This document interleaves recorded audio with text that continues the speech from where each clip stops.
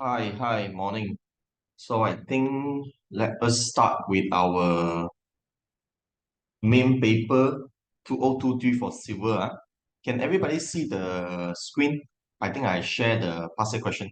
Everybody can see, right? Dr. Chi, can you see? Can, quite clear. Okay, good. So let us start with our first question.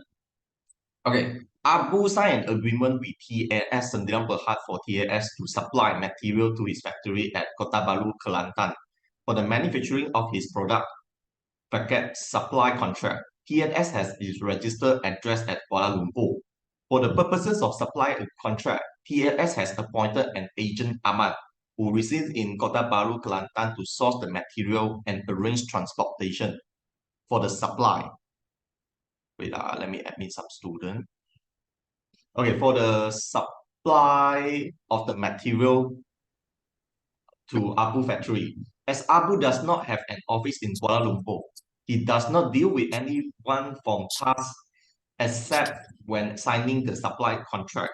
At all material time, Abu only deal with Ahmad in relation to the supply of the material under supply contract. Some of the Abu customer found that the products Abu delivered to them were defective and refused to accept the same. As a result, Abu suffered loss of profit amounting not less than 1 million. Upon investigation, Abu found that the defect in his product must have been caused by material supplied by Ahmad. Ahmad denied liability and claimed the materials supplied by him are only one of many materials that are used to manufacture Abu product. The formula is to use the formula that is to use to manufacture Abu product is not reduced in writing. Abu disagreed with Ahmad's contention and wishes to commence legal action to recover that the loss he has suffered. Advise Abu on the following. Roman 1.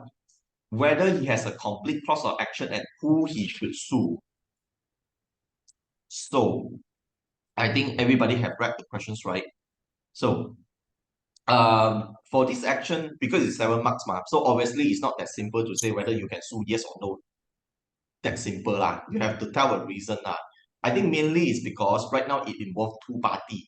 One, it will be the contractual party, TAS and Berhad, and another one is Ahmad. So in contract, from the contract side, of course, you can sue TAS. But the thing is, the person who supplied is Ahmad. So now the question is, you should sue Ahmad or you should sue TAS or you should sue both parties. Okay. I usually will play safe lah. If you are not sure, and even in practice also, we will suggest client to sue both lah. Because if you only sue one party, let's say today I sue TAS, TAS will certainly push all the liability to Ahmad to say you should sue Ahmad. I don't deal with you. The thing is not delivered by me. So therefore, my suggestion will be we should sue both parties, which is TAS under the contract, and then Ahmad as an agent for TAS. I think if whoever has studied commercial law in their LLB before, you will read this chapter called Principal and Agent. I think something like that. I didn't take commercial, but for my friend, they told me you will study some chapter like this, which means you can sue the agent and also the principal. So therefore, I think this is how you get your 7 marks to advise that you can sue both. One is for contract, and another one is for the agent. Understand? Okay. Then let us proceed. Next one. In which court and where should his legal action be commenced? Okay, in which court, I think it's very obvious because it's more than 1 million. So will be session court or high court because not less than 1 million. So actually, sessions court jurisdiction is up to 1 million. But to play safe, I will advise put high court. But you need to let the examiner know that you know session court is maximum 1 million, high court is more than 1 million. But here they say not less than 1 million, right? And then which court you should sue. Right now, there are two courts you can sue. Well, number one will be Kelantan. Another one will be KL. KL is because it's TAS office, registered office. So pursuant to the section 23, you should sue following the defendant address, which is KL. or alternatively, the places the dispute arises, which is Kelantan. Okay, since it's only 4 marks, so you can just stick to either one. If you say Kelantan, then you explain because the goods was delivered in Kelantan. If you say KL, then you say because the defendant address is in KL. Okay, in my answer, I read Kelantan. Okay, then next one, mode of originating process to commence the legal action. I think this question's been asking many times in these few years lah. So basically, they want you to know what is the difference between OS and writ summon. So let me also briefly tell you what is the difference. For OS, is like no dispute. For writ summon, there is highly disputable of facts. Okay, so for example, accident, fraud case, you must go by writ summons law. OS is like, for example, probate actions, what else? LA, and then some declaration, then you may seek for original summon or Order 89, the eviction of the squatter. So, but then just sharing, although the law, Order 5, if not mistaken, they say whether to use writ summon or OS, it depends on the highly disputable facts or not. But I don't think this statement is entirely correct because you will notice certain circumstances, let's say Order 89, eviction of the squatter. Isn't it would involve this dispute as well? Why they use OS? So I wouldn't say it is 100% to say to determine whether to use OS or writ summon. It depends on dispute or non-dispute. Because whether something is dispute or not, it's not that simple, right?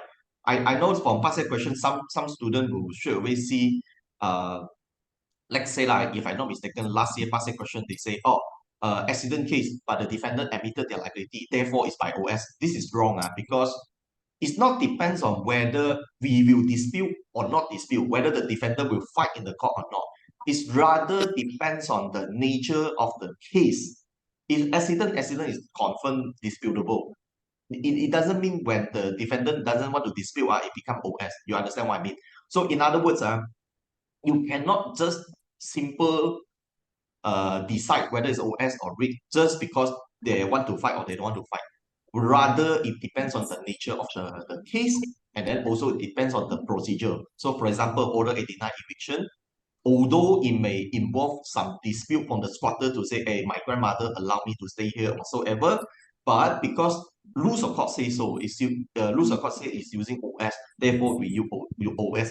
So, okay, so back to this question, since it's like suing for the defect goods, so it definitely will be start from the writ summons.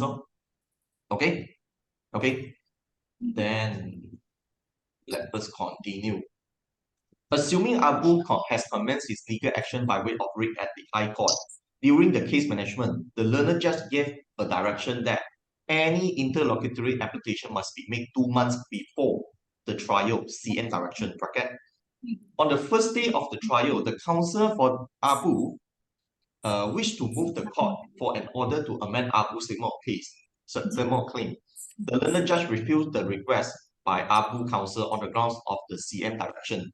The learned judge did not believe Abu's testimony and found his products were manufactured using more than one material. The High Court dismissed Abu's claim. See, here also they use High Court. Okay. Before we start these questions, you guys know, right? If you want to amend the statement of claim, you must do it before close of pleading. If you do it after close of pleading, you would need the leave of court. Okay.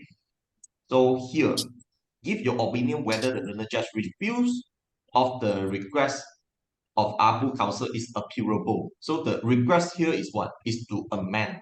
So basically they are asking, if the court refuse for you to amend your statement of claim, is it appealable? Can you appeal or not? So I think some smart student will remember the what we call criminal. So the criminal test is whether it's final dispose of right.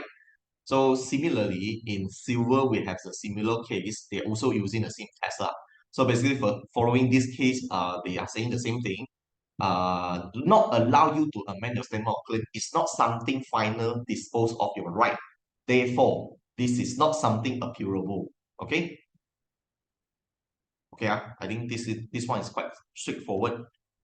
Then advise ABU as to the relevant procedure and applicable tests to be used to challenge the finding of the High Court. So to challenge the finding, of course, will be appeal lah. It's not judicial review, by the way. Judicial review is to challenge the governmental body decision. For example, DPKL. For example, industrial court, because industrial court is not a court. Industrial court is a government body lah, so-called. Okay, if you read the Industrial Relation Act. Okay, so to appeal from High Court to Court Appeal, the first thing you need to take note will be whether we need the leave of court or not. So let me just have a share with you all.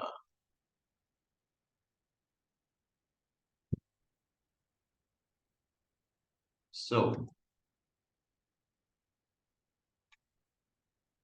this is the three type where you can appeal. Number one, as of right, when the claim amount is more than 250,000, you can straight away appeal to the court appeal without leave.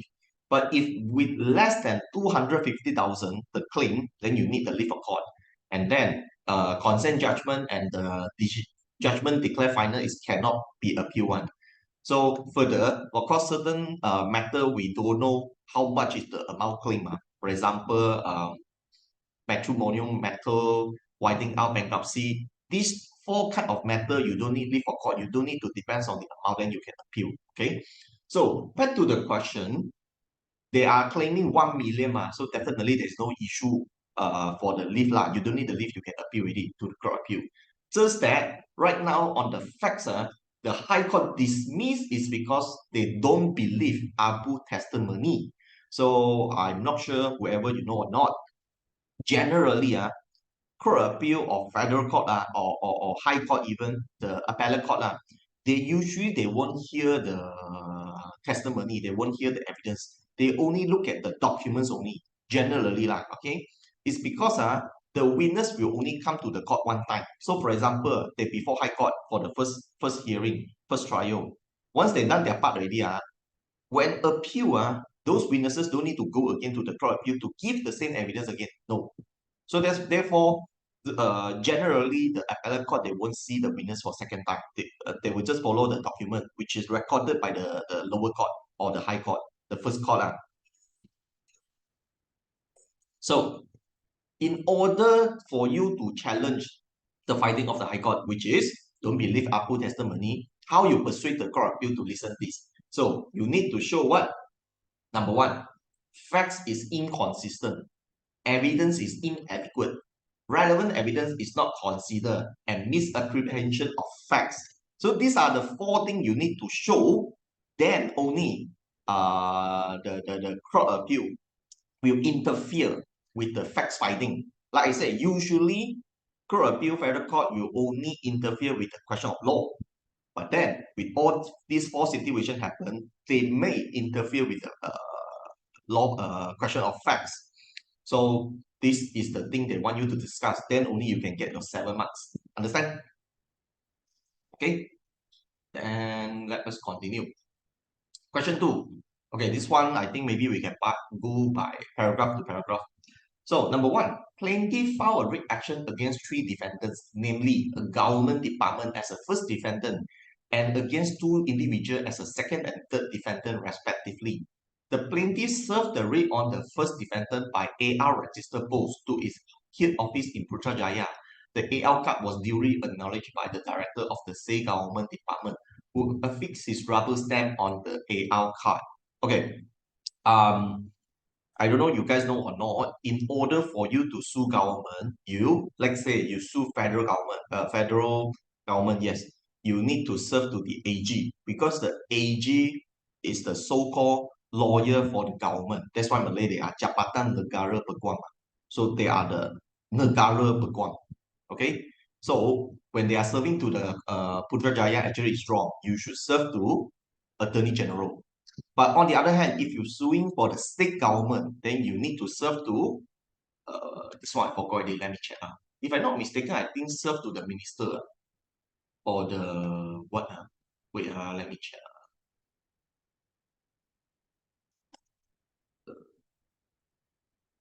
Party to litigation 91.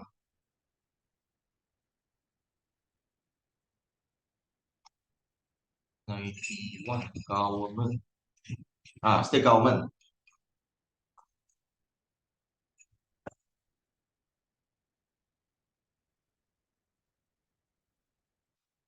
Yeah, they mention service.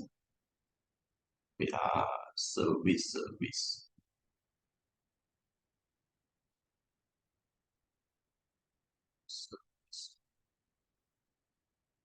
111.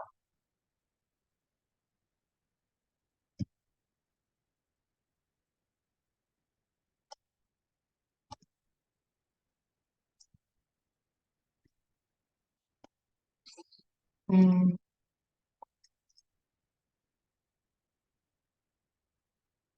Service.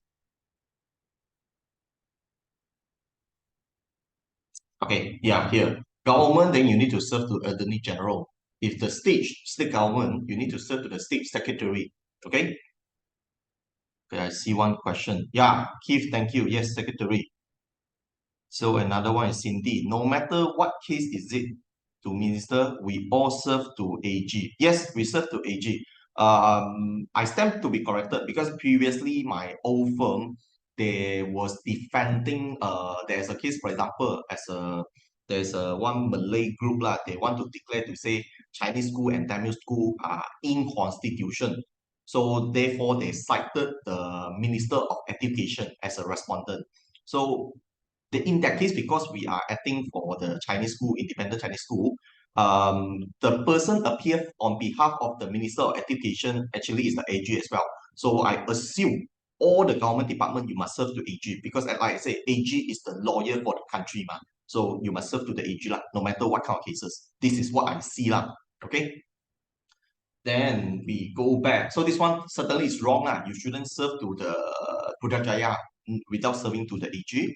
And second one, the plaintiff served the writ on the second defendant by AL register post to his residential office in address, in the condominium in Kaja. The AL cards were acknowledged by a private security guard in the condo lobby, who also affixed a security company rubber stamp on the AL card. Okay, I think lah. Of course, this question is just only 9 marks, ma. So basically, you separate into 3 part lah. This one 3 mark, this one 3 mark, this one 3 mark, right? I think if you want to just make it simple, you just say it's not successful, it's not a proper service lah. Because by right, it should be signed by the correct person, ma. But then, because actually based on the case law, I know the law actually doesn't require the real person to acknowledge the AR register post lah, based on the case I have lah. But I know I heard some lawyer friend they say recently have a new case lah to say must be acknowledged by the real correct person for the AL card. So, but like I say, it's just 3 marks for 1 part ma. So if you just want to make it simple, then you just say no, must be acknowledged by the same person. Okay. Then another one, serve to the previous lawyer. This one I think also arguable because actually you can serve to your previous lawyer if your lawyer consent if the lawyer have the necessary authority to act for you lah. Actually you can serve to the lawyer. So this is the exception for you not to serve on the personal service. So the lawyer serve to the lawyer is one of the exceptions. Order 10 rule 1 sub 2 if the lawyer have the authority to act for you lah. So I would think this is arguable, but of course, like you want to make it simple, you just say cannot lor. Because unless until this third defendant solicitor has a necessary authority, then only you can serve to the lawyer. Understand? Okay. Like I say, just 9 marks so we can just make it simple lah. So this is my answer lah. I think I have shared this in my Facebook, so if you want this, you can go and download lah. Okay. Then next one. A plaintiff filed a writ action against 2 defendants for damages arising from a breach of contract. 3 months later, the plaintiff obtained leave from the court to include Chong as the third defendant in the suit and served the writ summons on him. Chong is unhappy that he's unnecessarily made a defendant to the suit and has sought your advice as to the procedure he should adopt to remove him. Okay, to remove. When the defendant want to remove him, there's only one way lah. It will be striking out, no? Once he's striking out already, then his name will be removed, no? So this one will be Order 18, Rule 19, Sub 1. Yeah, to strike out, or apply under Order 15, Rule 6, Subrule 2A, to say that he has been improperly or unnecessarily made a party. Okay, so I believe you guys will have the basic understanding on this, right? I won't go further lah, because Order 18, Rule 19, there are 4 types, unreasonable, no clause of action, if I'm not mistaken. Yeah, no clause of action, scandalous, prejudice, and abuse of court. But because the facts didn't give any clear facts why he should be removed lah. So perhaps we can just touch and go on the point lah. Okay. Next one. Para enter into sale and purchase agreement to acquire a double-story dwelling house from Diva and paid a deposit to Diva. At the same time, Diva commenced negotiation with Wong to purchase Wong house in the neighboring housing estate. However, Wong changed his mind to sell his property to Diva and thus unable to proceed with the purchase of Wong property. Diva then informed Para that he doesn't intend to proceed with the sales of his property to Para and offer to refund the deposit to pay some compensation to Para. Para has refused Diva offer and demanded the sale and purchase agreement must be completed. Advised Para on the quicker mode of obtaining judgment against Diva. Okay. 2 things to take note. Number 1, quicker mode of obtaining judgment. So it will be summary judgment. Number 2, sale and purchase agreement, refund or deposit, and also the what we call specific performance, because they want to continue this contract. So it's specific performance.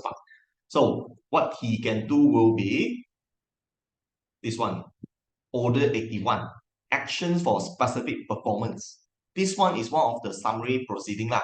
So yeah, so my answer will be Para is advised to file a writ summons and statement of claim. Thereafter, apply for a summary judgment under Order 81 for specific performance. The application is made by way of notice of application and support by affidavit. So it's 9 marks, so of course we have to mention some details lah. For example, what is the affidavit you need to mention? Here, state the clause of action, stating he believes that there's no defense. And then you can put some case law if you want to say now, Rule 2, Subrule 2 is not fatal, something like that. Then only you can get your 9 marks. Okay? Actually, I think this year civil paper is doable lah. I think it's not like until the level you cannot do lah, comparing to criminal lah. Okay? So next one. A plaintiff filed a writ action against 4 defendants in the writ was served on 1st February 2023. By 20 July 2023. So please take note the time. Every time when they give you the time, the date actually is some hints to tell you what is the chapter they want to discuss lah. So is it from February to July? I think it's more than 6 months, right? Or is it more 6 months? More than 6 months.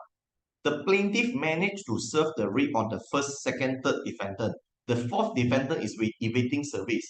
On the case management date on 20 July 2023, the court directed that if the writ was not served on the 4th defendant by the next case management, which is on the 30th August 2023, the court will strike out the writ against the 4th defendant.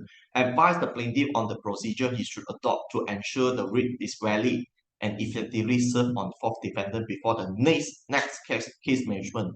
Okay, like I highlighted, they give you all the data. Actually, is the I think some student will mention SS orders, substituted service, because when you couldn't serve, then you need to apply advertising, etc. Right? Actually, it's wrong, because you need to know the writ can only valid for 6 months only. So in this case, actually they want you to discuss Order 6, Rule 7, to say that a writ can only valid for 6 months from the date of the issue. So on the facts, they issue on 1st February. So 6 months will be July, 1st of July. If I'm not mistaken, I think should be correct. So by that day, actually in order, sorry, it shouldn't be July, it should be August, sorry. So if you want to serve before the next date, then you must make sure you renew your what is that, the REIT first. Then only you can serve on the fourth defendant. Otherwise, when this is expired, then you cannot use your REIT already. You have to apply a new REIT. You understand? So the answer should be, pursuant to Order 6/7, it stipulated that the lifespan of the REIT summon is 6 months. Based on the facts, the REIT was issued on 1st February 2023. Hence, it will expire on 1st August 2023 to ensure the REIT remains valid. So that's why you see, the question also asking you, REIT is valid. How to ensure the REIT is valid? So to ensure it's valid, the plaintiff is advised to renew the REIT as provided under Order 6, Rule 7, Capital 2A. Okay, so it's 10 marks. So I think maybe we can further discuss a bit. So to renew this, pursuant to this Rule 7, 2, sub 2, Capital A, number one, you must make before expiry, which means this application must be made before the 1st of August.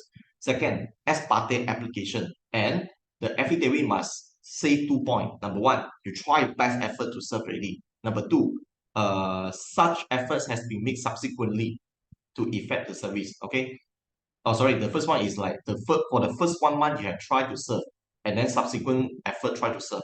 All this must be do it before the expiry of the REIT stated in this case. Okay. Then let us continue. James filed a writ action against Peter in a claim for goods sold and delivered.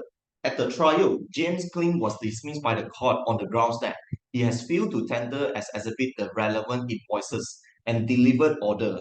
James did not file an appeal against the dismissal of his claim. Instead, James filed a fresh action against Peter for the same subject matter and intends that at the facts trial, he would tender invoices and delivered order as an exhibit in the hope that he will succeed in his claim the second time.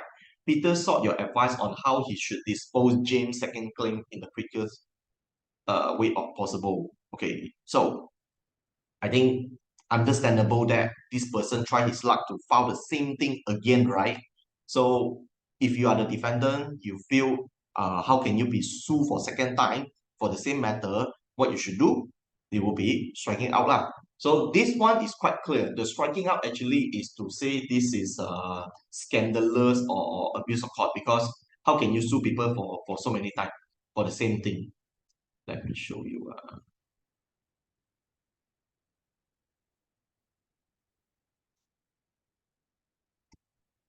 Where is it? So I would think A can use, B also can use, D also can use. Because how can you suing for the same thing for second time? So yeah, then we go to this one. The case I will use is this. Supratendro of Pudu present. This is exactly the same facts. If the matter has been tried, the action to retry the same matter will be struck out following the principle of res judicata. Res judicata means the matter has been decided. So thing has been decided, you cannot try second time. Okay. Similar principle or similar concept you can find in the criminal as well. But I don't know how to read the Latin word. Okay. Next one. A plaintiff obtained a monetary judgment against the defendant. The defendant is a substantial shareholder in a private limited company involved in the transport business. The plaintiff wants to enforce the judgment against the defendant. Advise the plaintiff on the mode of execution that he should adopt. Okay. Take notes. Obtain judgment already. So this chapter must be enforcement of judgment. Okay. It's not like how to apply law or that. It's how to enforce. So first of all, you need to understand which kind of matter you can enforce. I don't know all of you know or not how many type of enforcement we have. I just have a quick sharing. So basically, once you obtain the judgment already, you can writ of execution. So the writ of execution have three types. Writ of season and seal. Let's say go to your house, take your things, go and lie long. Number two, writ of possessions, which means ask the tenant return the house possession to me. I want to take back the house. Number three, rate of delivery. Let's say you have certain goods belongs to me. I want you to return to me. Rate of possession. All these three is a rate of execution. Okay. Number two, judgment debtor summon, which is the judgment debtor, the loser lah, come to court, explain how you're going to pay by installment, why you don't want to make payment according to the judgment. Garnishee, taking money from the third party, so-called lah. Let's say the bank. The bank has the money belongs to the defendant, so we can ask the bank straight away release the money to us. Charging action, like loyalty, like share, all those lah. And equitable execution. This one is kind of similar to charging action based on my understanding. Yeah, equitable. Let me see. Okay, this one. Like rental, profit, royalty, dividends. Okay, so charging action is like share. Okay, then committed proceeding means like send you to the jail to prison. Okay, and then last one, winding out bankruptcy. So back to our questions. They say they are the substantial shareholder. So certainly this one will be the charging action because they has a share. Okay. So, but of course, this one is like 7 marks. I also further give some suggestion. You can say also break and seal the company asset, number one. Number two, ask the director go to court and explain. And number three, charging action of the share. So this is the three thing. But 7 marks, if you want only write two matter, I think it's fine as well. Because if 7 marks, you only write one type of enforcement, maybe a bit hard for you to get 7 marks. So my suggestion would be you write more than one, maybe two. Okay. Then we go to number 4. Global Tractor Association is an association registered under Society Act. Its objective is to promote the trade interests of its member and enhance the relationship amongst its member. Hassan is one of the member. A dispute arose between Hassan and committee member of the association in respect of his conduct regarding the affair of association. Bracket. Hansa imputed conduct. Okay, we see a question. Keith asks, just a clarification. WSS is executed by a court bailiff or normal person. Court I wrong answer. Okay. The writ of Caesar and seal, it should actually apply by the winning party. Let's say the plaintiff win the case already. The plaintiff will apply. Once you apply already, then the court will ask you to pay the deposit. Then the bailiff, the so-called bailiff actually is a court officer, will go together with you to the defendant house. I'm not sure if I have a sample I can show you. They will go together with you.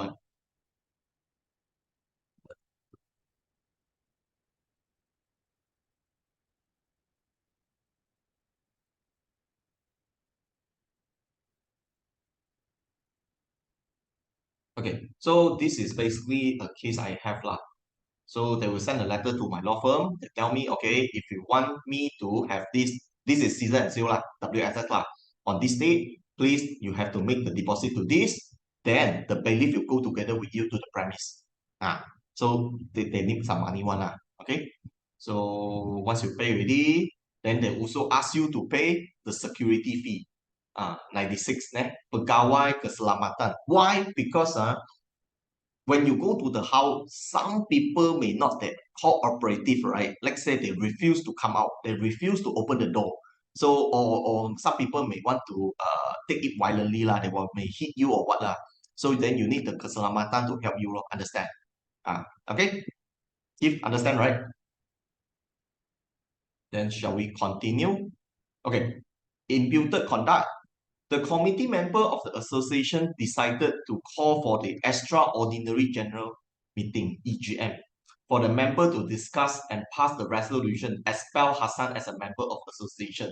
The agenda of the EGM include a discussion about Hassan imputed conduct, blah, blah, blah. Okay? Fearing of the defamatory remark may be made against him during the discussion at the EGM. Hassan, 7 days before the EGM, through his lawyer, filed a writ action at the High Court against the association in the name of its president, seeking the declaration that the association does not have the power to expel him based on the grounds of his imputed conduct. At the same time, Hassan filed an ex parte application applying for an order to restrain the convening and holding of an EGM pending the disposal of his rig action. Hassan lawyer did not give notice of ex parte application to the president of the association. Neither did Hassan state in the affidavit in support of the ex parte application why ex parte application cannot be heard inter parte and why no notice was given to the president of the association. Give your answer as to the opinion of the ex parte application filed by Hassan. Okay. Certainly this is injunction lah. They want to file an injunction to stop what we call a meeting. There's an injunction. Okay. So not sure whether you guys know or not. Injunction can be divided into two parts: ex parte and inter parte. Ex parte means like just one party apply. So there is no party will oppose the application. We call ex parte. Inter parte, on the other hand, will be like here by both parties. So you will submit your case, the other side will submit their case. So if you read Order 829, if your situation is that super urgent, actually the law allows you to have an ex parte injunction just for 21 days. Okay, if I'm not mistaken, okay. So the ex parte injunction only where there is urgency and you need to explain why so urgent, and there's facts you need to state it in your affidavit. If you refer to Order 29, then only they will allow you to have this or so-called temporary injunction.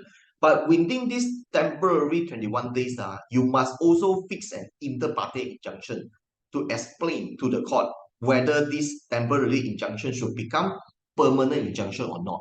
So on this case, pursuant to 29, a court shall not grant an injunction on an ex parte application if the effect is to stop the holding or progress of a meeting of a body, corporate or society, association, a unit, blah, blah, blah.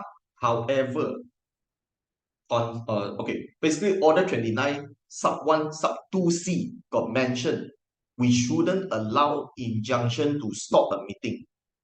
Yes, you can have injunction urgency for the inter parte for temporary. But then Order 29, Rule 1, sub 2C clearly stated that this kind of injunction shouldn't be allowed.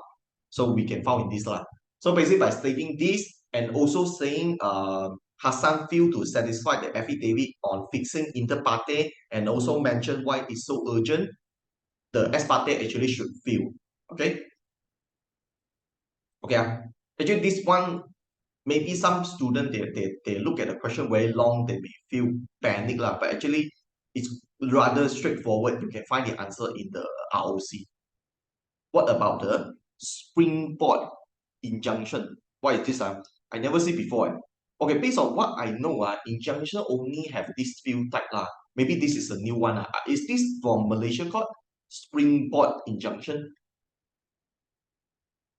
Because from what I know, from ATC is prohibitory, malewa, enter pillar, and then mandatory, quick time, and referred, and ad interim injunction. I haven't seen the springboard injunction before lah. And I don't think it is in BSc book as well. Let me see. No such.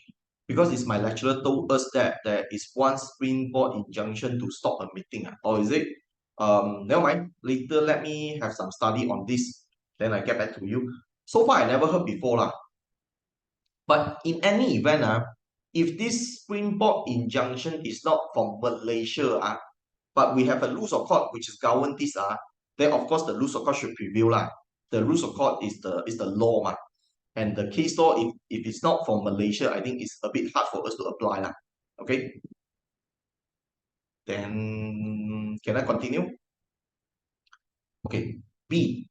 Assuming the High Court judge does not hear Hassan's application applying for an order to restrain the convening and holding of the EGM pending the disposal of his writ action by way of ex parte, but set the matter down for an inter parte hearing 2 days before the EGM, after the party have exhausted their exchange affidavit. Okay. As the lawyer for the association, outline your submission to oppose the inter parte application by considering the relevant legal principle and decided cases. So this is, you need to persuade to the court to say why the inter-party injunction shouldn't be granted lah. So my suggestion to say will be non-compliant with the Order 29, Rule 1 Sub 2 Capital A about the what affidavit things lah. And then number two, non-compliant with 1 Sub C is because injunction shouldn't be granted for the stopping the holding, stopping the meeting. No? So this will be the main two reasons for me to oppose lah. So there are the case also. This is the case lah. So yeah, 18 marks. So this, if you want to fight for this 18 mark, I think it's a bit hard lah. As I always suggest, if the question like a lot of marks, make sure you can write that much in order to impress the examiner. Otherwise, usually I would more suggest people to do like 5 marks, 10 marks, because the threshold will be lower, right? Easier for you to get mark. For example, they ask you, what is the mode of commencement? You just need to write order 5, rule 6. I think 1 or 2 marks you can get already, right? Although you may not have confidence to get 5 marks. But with this 18 marks, I think you need to write a lot of things in order to get at least 10 marks, right? So I think it's not that simple. Okay. Then question 5. Ahmad, the managing partner of ABC Trading Company, a partnership has sought your advice to file a writ action against 2 parties, namely the Bukit Lusa Club, which is registered society, and against the estate of Puma, deceased. No letter of administration or probate has been issued for the estate of the deceased. Advise Ahmed as to who should be named in the proper party in the proposed writ of summons. Okay. So, club. Of course, club is not a legal entity, right? So you shouldn't sue the Bukit Lusa Club lah. You need to sue the office bearer. Okay. So let me show you office bearer. Okay. So now they are defendant. So society, you need to sue register public officer or office bearer. This is number 1, pursuant to Section 62 Society Act. Number 2, the person who is a deceased and no LA, no probate. Okay, this one, you need to go to defendant before filing either personal representative, which is executor or administrator. However, on this case, they say no probate, no LA. So this part we need to ignore. Then go to this one. So which means we can cite the Amaraya as a defendant, we sue him. Or alternatively, you may go to Order 15, Rule 6A. You ask the court permission to substitute someone to represent the deceased under Order 15, Rule 6, capital A. You can do that. Okay. So my answer will be this one: register public officer, office bearer for the Bukit Club. Number 2, executor or administrator or Amanah Raya. Okay. Yeah. B. Pan files a writ action against Donald in the High Court. The cause of action is in defamation. In his statement of claim, Pan quantify the general damages. Okay, this one I think is the problem with it. We cannot quantify general damages, right? Okay, can we go to our rules of court? Since today we haven't opened our rules of court yet. Can we go to Order 18? All pleading you can find in Order 18. So Order 18, Rule 12, Sub 1, capital A. No party shall quantify any claim or counterclaim for general damages. So this is the first mistake they made in Order 18, Rule 12, 1, capital A. So, and pray for 2 million as damages. So this one is wrong. After the pleading was closed, the case was set up for trial. On the trial date, Donald and his counsel were absent in court, having been prevented from reaching the court due to the serious flooding. The telecommunication service was disrupted. Donald counsel was unable to inform the court of his difficulty to reach court. Okay, as Donald and his counsel were absent in court, the court gave judgment for the plea for Pan in the sum of 2 million without Pan having proved the damages and granted the cost of 50,000 to Pan. Okay, then advise Donald on the validity of the judgment entered against him and the procedure he should adopt. Okay, so I think some of you may advise to appeal, right? Because you got the judgment, ma. So in order to challenge, you need to appeal, ma, right? Actually, this is not. This one should be order the defy to set aside because the judgment was obtained in the absence of their presence. So this one, then you should follow the law. The correct law actually is order 35 rule 2. You can set aside if the court gives judgment because of your absence. So either you are plaintiff, you are defendant, both also you can apply for setting aside the judgment when you're absent for this. So this is not appeal. Please remember. I put this is not setting aside under order 13 because the judgment was obtained during trial stage. Okay. Because I think some of the student might think oh, order 13 judgment in default we are not present but this is different judgment in default order 13 is for you fail to file memorandum of appearance, okay, which is this stage. Let me show you this stage, before appearance, then you file order 13, and then if you fail to file defense the judgment in default of defense is order 19, so it's before this, okay. Then now it's trial. So it's another order. It's order 35. So we have different kind of order to setting aside different kind of judgment. So please take note. Okay. Then let's us go to this. C. A plaintiff application to amend. Sorry. To amend his statement of claim in the High Court was heard and dismissed by the registrar. The plaintiff is aggrieved by the decision. Advise the plaintiff on the next course of action he should adopt. Okay, I think this one is appeal from registrar to High Court law. Yeah, appeal from registrar to High Court under order 56. So if only 6 months, I think we can just briefly tell the procedure to say what you need to file, which form, all this you can find in the rules of court.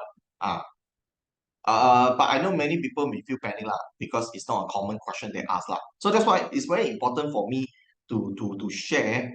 You need to be familiar with the chapter and also attempt more passive questions so that you roughly know what kind of pattern they will ask in the passive questions. Okay. And next one. A plaintiff filed a writ action against 3 defendants for breach of contract. After pleading was closed, each of the defendants filed application to amend their respective defense. The first defendant want to add allegation that in his defense to effect that the plaintiff is a gamble, throttle, criminal. These allegations are not connected to the facts. Of course, this one cannot let me see. Okay, since the question is asking whether plaintiff can object the amendment or not so I think certainly can because your application must be relevant. It's not anything you want.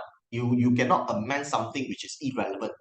Again, like I mentioned just now, if you want to amend the pleading before close of pleading, amend as you like.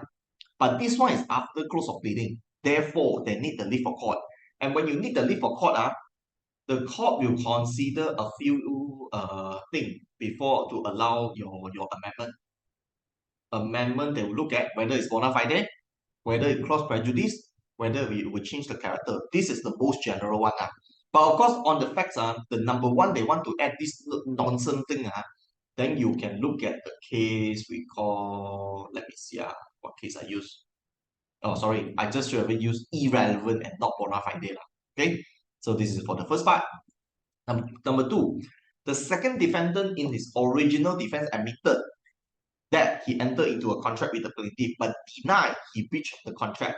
In his proposed amended defense, he denied even knowing the plaintiff or entered into contract. So this one is like to withdraw their admission. So this one obviously cannot So the case I use is this one, to withdraw admission, because you are wasting time. You admitted already, but now you want to withdraw, isn't it? You are wasting the court time. So yeah, this is the case I use. Third one, the third defendant want to amend his defense by alleging fraud and breach of trust against the plaintiff, but fail to give particular of the allegation. Okay, this one also not allowed because he cannot change the character, like I mentioned just now.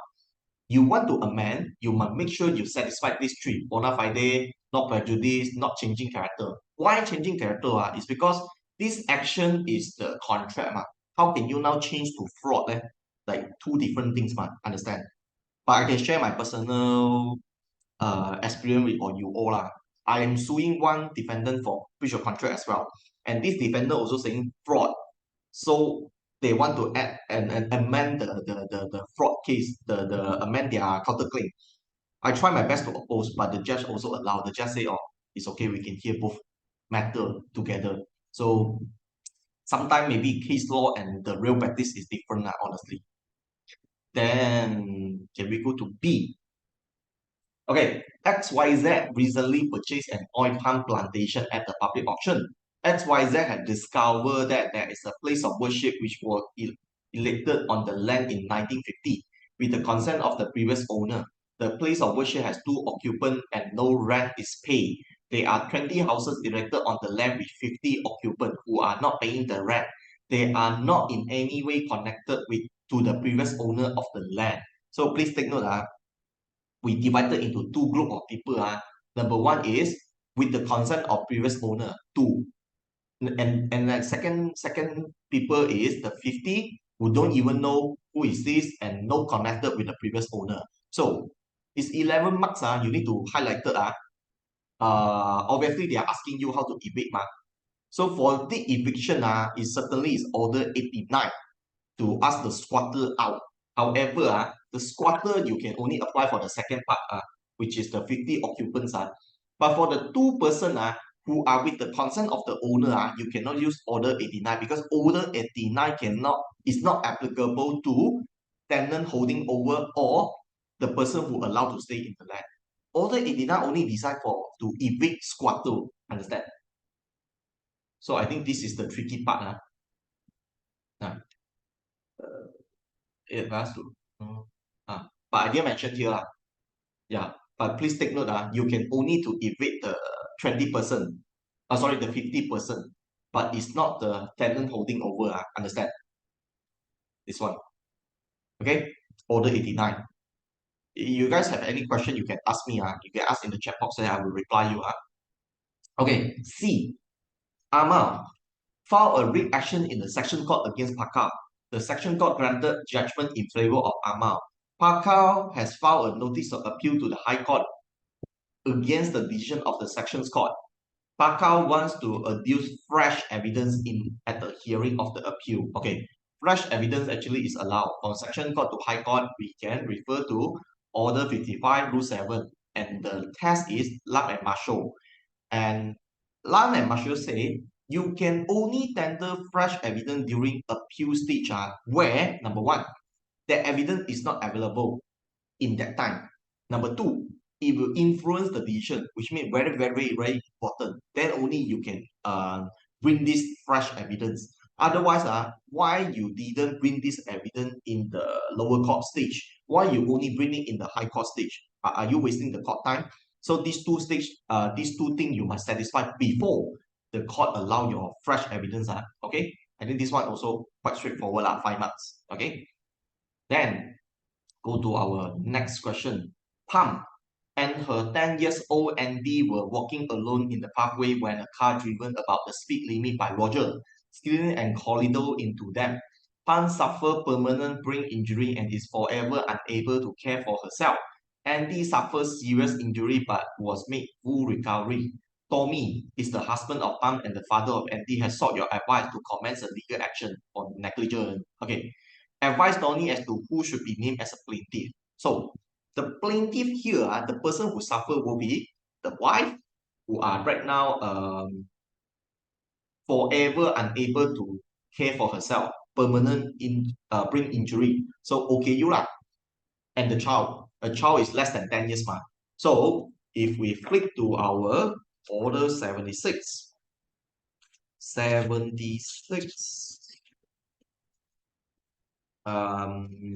yeah, 76 define who is person under disability. One, so it is minor and patient. So patient is under, patient means patient lah. I mean the person who cannot take care of themselves lah.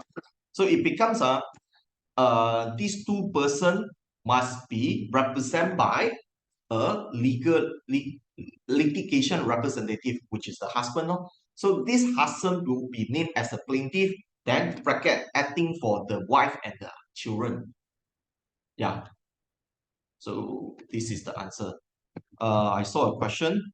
So Cindy asked, if a legal tenant illegally sublet to another tenant without the legal owner permission, is the new tenant considered squatter? Good question, arguable, but I think it's a squatter lah, because the law is um the person who stay in the land must be with the consent of the owner ma. The owner must know you ma. But if you sublet and the owner doesn't know this subtenant, uh, I think from the owner perspective, he is a squatter lah. I think lah, unless there is a case law say otherwise lah. Because you know, right, we are common law country ma. So sometimes when the law drafted in this way, but then when the court interpret the law in case law, maybe they will interpret in other way lah. So, but my opinion is, I think they are squatter to the owner because the owner doesn't know them. Okay. Okay, so this one is Order 76. I think this chapter for person under disability also they ask quite often so maybe you guys should take note If I'm not mistaken, I think last year compulsory question one they also asking a similar questions Then we go to B. A rate action was filed in the section court against Roger for injury caused to Peng and Andy. The insurance of Roger was defending the rate action on his behalf. The trial date is fixed at the end of 2024. Tony is finding difficult to meet the expenses of taking care of Han and who require full-time nursery care. Advise Tony on the procedure he should adopt. Okay, this one is the what we call the call the name. I know it's 22A, but I forgot the name. Oh, interim payment. So this interim payment means we haven't been the case, but I want to ask the payment in advance. So 22A actually allow you to do that lah. So I think this is fairly straightforward lah. So it's only 8 months ma. So basically you just say we can advise interim payment and then it's support by affidavit. I think I've done a similar question before. If I may, I share with you just a quick one how I write lah. So usually my style of writing it, but this is not for this question, this is for another question. So we just say, what we are writing today, we are required to advise what. Number two, we say the facts of what happened to the facts. Okay, so you can see that facts. And number two, we say what is the relevant law. So we explain order 22A, and then also we say what is the law.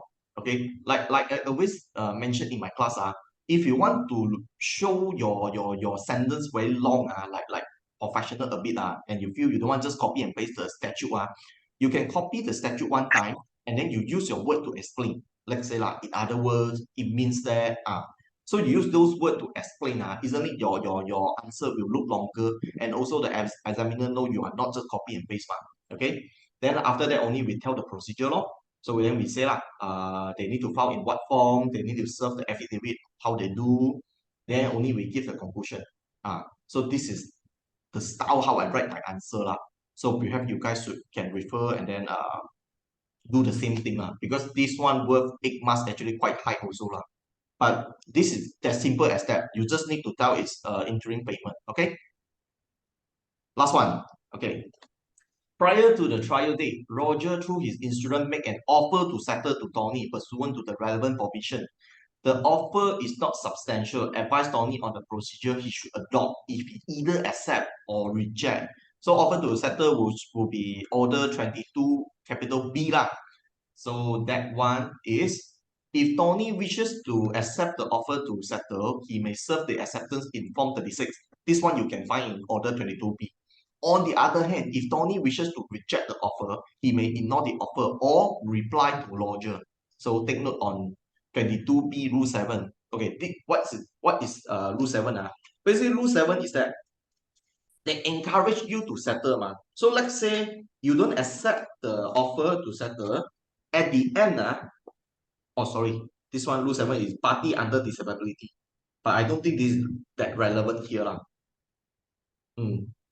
Basically, you are saying you are making the settlement on behalf of the person under disability. Yeah, but I don't think it's that relevant. I just want to highlight that. So put here. Okay, any more question? I think this is our silver procedure.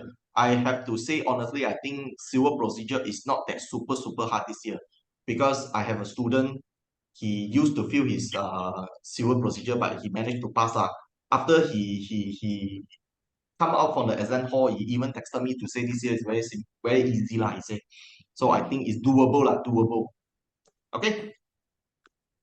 Any question, Dr. Chi?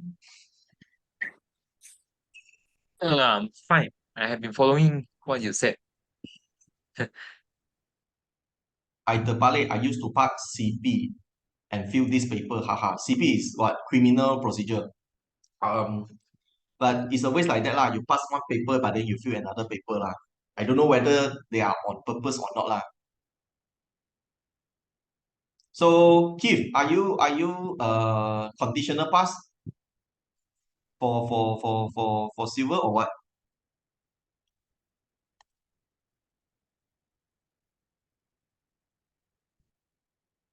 Oh, conditional pass of silver. Okay lah, better than nothing lah. My student, they all feel more than two. So they have to receive for entire paper lah. So set for them lah. So at least you are conditional pass. This time you can pass already lah. 99% can pass conditional lah. Conditional pass lah. Okay. So guys, any more question? No problem. Welcome, welcome. So if no more question, then we will stop here. We will call it a day. And then yeah, Dr. Chi, No. I just want to say thank you. Thank you so much, bro. no Thank you for problem. helping. No Nice session problem. with you. No problem. Dr. Chi also helped me a lot. Okay, so we will call it a day.